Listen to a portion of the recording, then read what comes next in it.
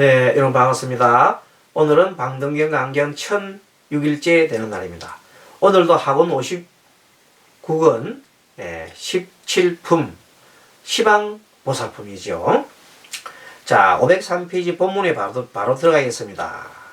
자, 그러므로 보살이 도를 따르되 수행을 읽기도 하고 얻기도 하고, 그러니까 수행을 잘하기도 하고 못하기도 하고, 그리고 보살이 도를 행하되 그 수행이 깊기도 하고 옅기도 하고 두텁기도 하고 옅기도 하다 이 말입니다.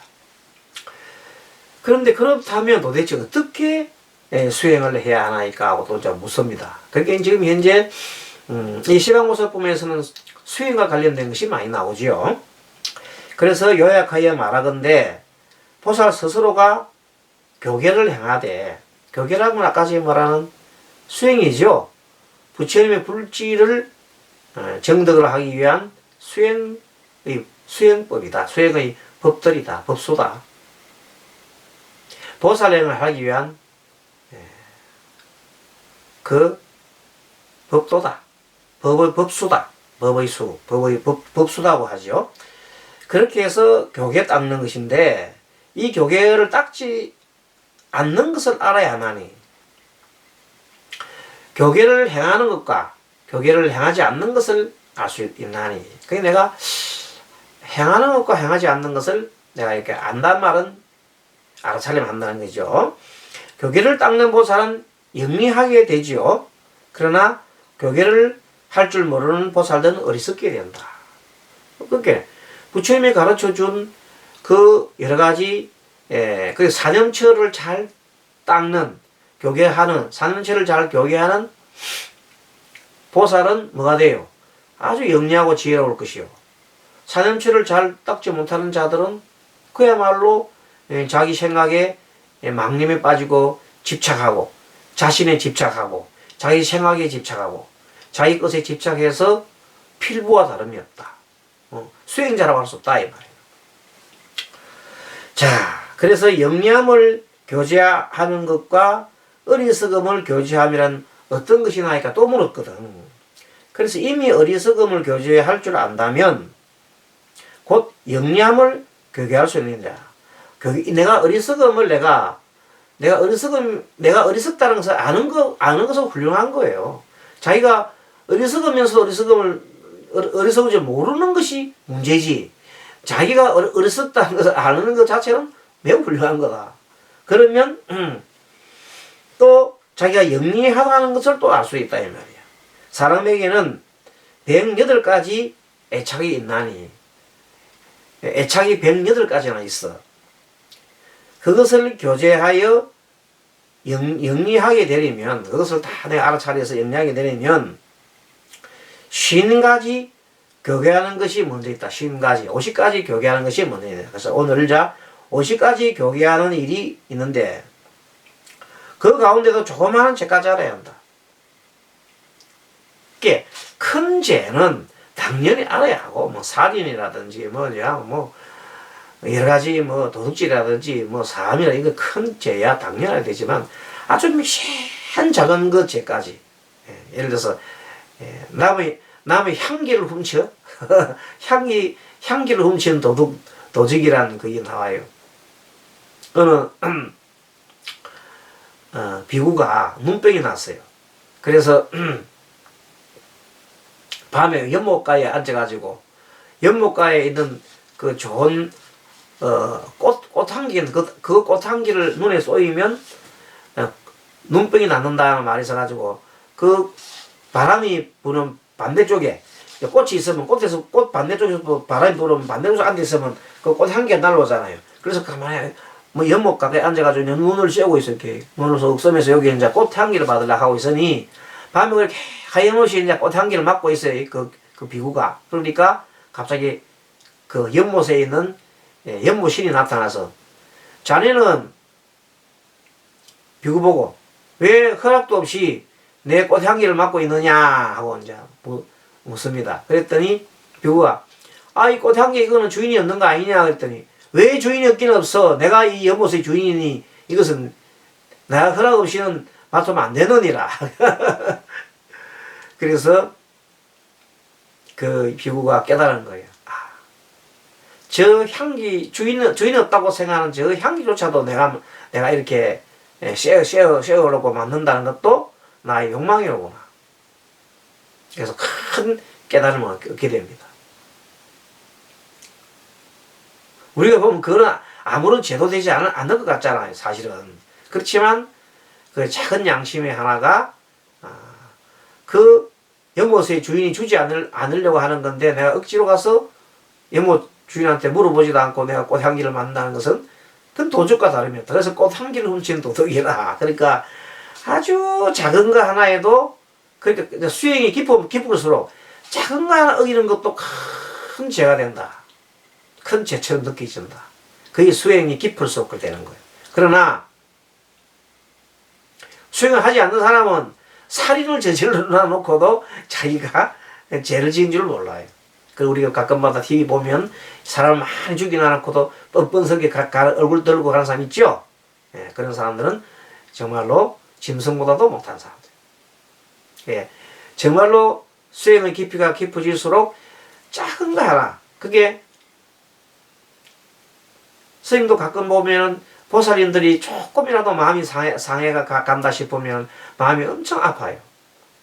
예, 내가 스님을 다 잘 이렇게 보살피 줘야 되는데 좀 바쁘다는 핑계로 얘기를 제대로 못하고 스님 보고 스님 뭐 물어보고 싶어 왔잖아요. 예, 정초가 되면 스님한테 많이 물어보잖아. 근데 바쁘다는 핑계로 아니 보살님 오늘 너무 바빠요. 다음 내가 해줄게 그러 하잖아요. 그럼 그래 보내놓고 하면 가슴이 되게 아파요. 좀 봐줄 것 같다. 근데 보살님은 네 알겠습니다. 스님 바쁘시니까 가죠 하면서도 혼자 섭섭하겠지요. 그냥 가니까. 그래서 그런 분들을 위해서 꼭 이제 다음번에 시간 내주든지 아니면은 문자로라도 그 궁금증에 대해서 내가 답을 해주기도 합니다. 그리고 또 문자로 이렇게 막 오늘 꿈에 대해서 어떤 분이 질문했던데 요즘 꿈 얘기로 질문하는 사람이 많아요. 거기에다가 항상 꿈의 해석을 어떻게 한다? 스님은 긍정적으로 좋은 해석으로 해줍니다. 그러면 좋게 되는 겁니다. 근데 나쁘게 부정적으로 해석을 하면 꼭 나쁜 일이 일어나게 되어 있습니다. 그래 좋게 할 수밖에 없잖아요. 그래서 꿈보다 뭐가 해몽이 중요한 거다. 자, 어떤 것을 신가지 교계라 하는 하나이까 하고 이제 신가지 교계에 대해서 물어서요. 그랬더니 교계라 신가지 교계라 하면 먼저 마음으로부터 본래 일어난다 나는 것이라. 이 교계라는 게 다른 게 아니라 마음으로부터 일어나는 거다. 맞죠? 수행이 모든 47조도품이나 모든 수행은 뭐로부터 일어나요? 마음으로 일어나는 거다. 마음을 깨닫는 것이요. 마음을 깨닫는 게 수행법이다. 그래 마음으로부터 일어나는 것이다고 이렇게 방송에서 적용하고 있습니다. 그래서 이 마음의 본래 마음으로부터 일어나는 이 교계를 알고자 한다면 첫째 108가지 어리석음을 교계해야 한다. 108가지 어리석음을 먼저 우리가 알아야 한다. 뭐가 108가지 어리석음이 뭐냐? 108가지의 첫째는 그러니까 108가지 어리석음을 교계해야 되는데 10가지 이렇게 50가지의 이제 신가지 교계함이 나오는데 그 108가지의 어리석음 108가지 의심을 교해요. 처음에 의심 교계, 두 번째는 욕심 교계, 그 다음에 세 번째는 뒤바뀜을 교계, 그 다음에 첫째는 어리석음을 교계, 둘째는 의심을 교계, 셋째는 뒤바뀜을 교계, 넷째가 욕심을 교계, 다섯 번째가 타락됨을 교계, 여섯 번째가 애착을 교계하고, 일곱 번째가 일곱 번째는 애착 뿌리를 교계하고 뿌리 깊은 뿌리를 교계하고, 여덟 번째는 종성을 교계. 종성이라는 것은 그 사람의 어떤 착한 마음이나 이런 또 어리석은 마음이나 그런 가진 것을 종성이라고 그래요. 본래 종성은 이제 네 가지 계급을 말하는 건데, 불교에서는 그것이 중요하지 않다 그랬어요. 그렇게 착한 것을 가진 뿌리를 갖고 있느냐, 악한 걸 갖고 있느냐, 그렇게 따지면 됩니다. 자, 그래서 그 종성을 교계를 해야 되고, 그 다음에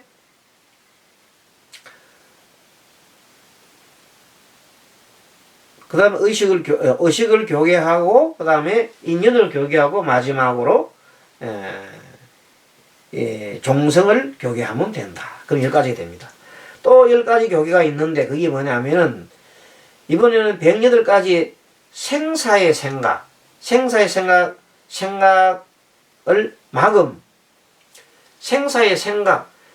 삶과 죽음에 대한 생사에 대한 생각이 많거든.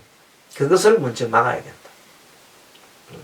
그렇게 생사의 생각에 대한 막음을 교계하고, 둘째는 지어감을 교계하고, 지어감. 생사에 대한 생각, 지어감이 행이죠, 행. 그 생각은 우리가 상이고, 지어감은 행이죠. 의나 행이 됩니다. 그 다음에 셋째는 생각을 끊어야 되죠. 생각을 끊어야 돼. 생각 끊음을 교계하고, 넷째는 사라짐과 사라지지 않음을 교계하고, 어떤 것이 사라지는지, 사라지지 않는 건 또 어떤 건지, 이것을 교계하고, 다섯 번째는 허공에 들어서 보이지 않는 죄. 허공에 딱 들어가가지고 죄가 보이지 않는 죄도 있어요. 그런 죄를 갖다가 또 교계를 하고, 아까 뭐 향기를 훔치는 그런 거라든지 이런 것들은. 그 다음에 여섯 번째, 버려서 다 없애지 못함을 교계하고, 버려서 다 없애야 되는데 버려서 다 없애지 못하는 게 있어요. 그런 것들을 교계하고, 일곱 번째는 8가지 깨끗함을 버리지 않거나, 깨끗함을 버려야 되는데 깨끗함을 버리지 않거나, 깨끗함에 들어감을 교계합니다. 우리는 깨끗함을 버리면 더움이 들어잖아. 깨끗함을 버리면 안 되겠죠. 깨끗함에 들어가야지. 여덟 번째는 108가지 계율을 정진을 교계해야 된다. 아홉 번째는 정진하여 도에 들어감을 또 교계해야 된다. 정진하고 난 다음에 도에 들어간다. 도에 들어간다는 말이 뭐예요? 삼매에 들고, 그 다음에 지혜를 터득하고, 그 가장 첩경이 뭐냐면 집중과 알아차림이에요. 그렇죠? 집중이 지수행과 관수행이에요. 지관수행을 하는 것이다. 그렇게 해서 도에 들어가려고 하면 뭘 깨쳐야 돼요? 지혜를 터득해야 돼요. 열째는 인용하는 계율을 갖다가 해요. 참는 것만큼 중요한 게 없어요. 참음 어디서 나오느냐? 이제는 참는 것은 수용하는 마음에서 나오는 거예요. 이 모든 것이 인연법이구나. 이것이 다 원인과 결과가 있구나 하는 것을 받아들이면서 모든 걸 참게, 화도 참고, 썩냄도 참고, 여러 가지 하고 싶은 욕망도 참고 하는 거예요.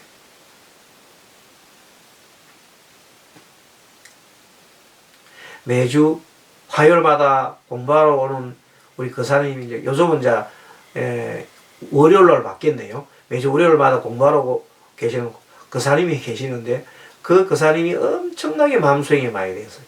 그래서 벌써 어떤 경지에 들어가느냐, 조금처럼 자기가 어떤 생각이 들더라도 이제는 마음이 평온하다는 것 같아요. 마음이 안심의 단계에 들어갔다. 여러분 안심 단계에 들어가고 싶습니까? 안심의 단계 들어갔다. 안심 단계 들어가려면 어떤 마음이 생겨야 돼요? 마음에 시비가 없어야 된다. 시비가 없어야 안심 단계에 들어간다. 시비가 없으면 어떻게 돼요? 뭔가를 다 받아들여요. 심지어는 자식이 짜증을 받아들이고, 부인이 바가지를 긁어도 받아들이고, 모든 걸 다 받아들일 수 있어야 돼요. 바가지 긁으면, 저 부인이 오늘 또 마음이 또 바가지를 좀 긁고 싶은 거구나. 또 그런 인연을 내가 그런 원인을 제공했구나. 이렇게 또 보는 겁니다. 그걸 다 받아들이지. 조금도 마음속에 섭섭한 생각이 일어나고 그냥 있는 그대로 가만히 받아들인다고. 자식이 막 그냥 쫄쫄쫄 해도 받아들여. 내년에 칠순인데 머리가 이렇게 좀 많이 빠졌어요. 그래서 따님이, 결혼한 따님이 있는데, 아빠, 내년 칠순인데 칠순을 위해서 아빠 그 머리 좀 심어 드릴게. 내가 1,000만 든대요. 머리 심는데. 그래, 그렇게 아들 신랑께, 그래요. 그래 보자. 그러니까, 그래 보자. 그랬어요. 알았다. 근데 받아들이죠. 이렇게 했더니, 그런 얘기를 제가 큰아들, 작은아들 얘기했더니, 큰아들, 작은아들이 난리 난 거야. 아빠, 지금 그러면 그 나이에 잘못 심으면은, 이 피부가 손상이 이러면 정말로 큰일 납니다. 아빠는 그 당뇨도 있고 그러기 때문에 잘못 심어놓으면 이게 덧나면 어떻게 하려고 합니까? 하면 안 돼. 죽기 살기로 아들 둘이가 반대라는 거야. 그러니까, 알았다. 자네들 말을 내가 따를게. 결론적으로, 이제 큰 딸하고 이제 상의를 했다. 협의를 해가, 내가 이렇게 머리 심으려고 그랬는데, 너 동생 둘이가 죽기 살기로 반대를 한다. 반대하는 이유는 이렇단다 하니까, 그 딸이 가봐 들어보더니 그런 얘기 있거든요. 이렇게. 알았어요, 아빠. 그럼 뭐 다른 걸로 하죠. 이렇게 다 그렇게 되는 거예요. 얼마나 마음이 옛날에는 그 사람이 화를 막 내고 막 애들도 꼼짝을 못 하고 호령을 했대요, 그냥. 근데 지금은 화를 낼 필요 없다는 걸 되돌리겠다는 겁니다. 어떻게 그렇게 공부를 했느냐고요? 연불로 해서 그래요. 항상 같은 연불을 하면서 머릿속에 생각을 말하고 비우고 연불을 하고. 그래서 그 사람이 옛날에 그 6개월 동안 잠을 못 잤다는 분 아닙니까? 근데 연불법을 가르쳐주고 하루 만에 잠을 잤다는 거 아닙니까? 그분이 얘기해요. 그러니까 그분은 이 연불이 얼마나 좋다는 거. 그리고 이제 그분이 이 원리를 알아요. 이 모든 것이 마음을 현재의 마음으로 바꾸는 거구나. 그래서 머릿속에 있는 번뇌를 빼내는 방법은 어떻다고? 마음을 현재로 돌리는 거라는 걸 이제 터득해서 이제 그 원리를 알아보는 거예요. 얼마나 대단한 발전입니까? 그것이 참 지혜요, 참 공부입니다. 그래서 그분은 옛날부터 늘 얘기가, 스님, 저도 도를 좀 닦고 싶어요. 근데 그 사람 도 같은 건, 그 사람 도는 뭐냐면, 막 그냥 축집도 쓰고, 또 뭐 신통이 와가지고 막 타신통도 열리고, 다른 사람 마음도 막 알아보고, 막 이런 걸 전생 숙명토도 열리고 막 그런 도를 갖다가 원하는 거예요. 신통을 말하는 거예요. 근데, 스님과 같이 공부를 하면서, 그런 신통에 이제는 의지하지 않고, 또 바라지도 않고, 오히려 평안한 마음을 가지는 것이 가장 큰 도라는 것을 이제 알아는 겁니다. 예. 그래서 지금 이렇게 공부를 계속해 가면 언젠가는 그래도 나름대로 큰 깨달음을 얻을 수 있겠죠. 그렇게 일주일에 한 번 오지만 일주일에 한 번 오는 것이 그 마음이 스님과 같이 하루 그냥 같이 이제 한 몇 시간 동안 4시간 동안 계속 대화를 해요. 이런 제자님과 대화를 해요. 대화를 하고 하는데 그 중에서 많은 이제 공부를 갖다 스님도 공부를 하게 되고 구사하고 대화를 하면서 공부를 하게 되고 그분은 그분대로 공부를 하고 그래서 명리도 하기도 하고 또 일반 부처님 또 주로 스님은 이것이 부처님 법문이다 하고 얘기는 안 하면서 비유법을 들어서 많이 해주기도 합니다. 그분은 이렇게 정형된 공부를 싫어하기 때문에 그 근기가 정형된 공부 뭐 금강경 그 다음에 무슨 방등경 또 뭐 이런 반야신경 천숙 이렇게 해주는 거 싫어하는 분이에요. 그렇기 때문에 단도직입적으로 진리의 핵심을 바로 그냥 얘기를 해주면 예를 들어서 비유법을 해주면 되게 좋아해요. 그러니까 지금 그 도의 진수에 들어가 있는 거라 이래나 저래나 그분의 근기가 그런 근기예요. 또 보살은 10가지 교계할 것이 있으니 첫째 백렬가 인용하는 것 둘째는 화합하는 것 셋째는 근본 신심으로 들어가는 것 넷째는 어리석은 벗어나는 것 지혜로 들어가는 것 다섯 번째는 기쁨의 사라짐을 교계하고 기쁨까지도 이제 사라지는 것을 대해야 되고 그 다음에 여섯 번째는 부처를 얻지 못한 슬픔 부처의 경지에 얻지 못하는 거니까 참 슬픈 일이에요. 그 다음에 그거를 교계하고 여덟 번째는 아직도 내가 부처가 되지 못한 부처에서 근심을 교계를 하고 여덟 번째는 아직 부처가 되지 못한 괴로움을 교계하고 부처가 되지 못해서 괴롭고, 부처가 되지 아직 못해서 근심스럽고, 부처가 아직 되지 못해서 슬프고, 그 다음에 근심을 가지고, 그리고 여러 가지 부처가 되지 못하는 괴로움이 있고, 또 부처님의 경전의 이치를 갖다가 내가 아직 얻지 못한 것에 대한, 완전히 얻지 못했잖아요. 그러기에 대한 아쉬움. 부처님의 열반의 법을 얻지 못한 그런 것에 대한 회함. 그리고 죄를 갖다가 벗어나지는 법과 아직까지 열반에 드는 법을 내가 얻지 못했어요. 얻지 못했으니까 거기에 대한 교계. 그런 건 이제 말하자면 반성이죠. 그런 것을 다 교계합니다. 이 교계한다는 것은 내가 교계라는 것은 말하자면 살피는 거죠. 살피고 또 살펴보는 겁니다. 다른 말로는 알아차림하는 겁니다. 돈은 어디 있다? 알아차림하는 데 있다. 자, 여기까지 하고 다음 시간에 또 뵙도록 하겠습니다. 이번 시방보살품에서는 보살 수행에 대해서 많은 이런 법문이 나오고 있습니다. 여러분 수고하셨습니다. 다음 시간에 뵙도록 하겠습니다. 마반야바라미.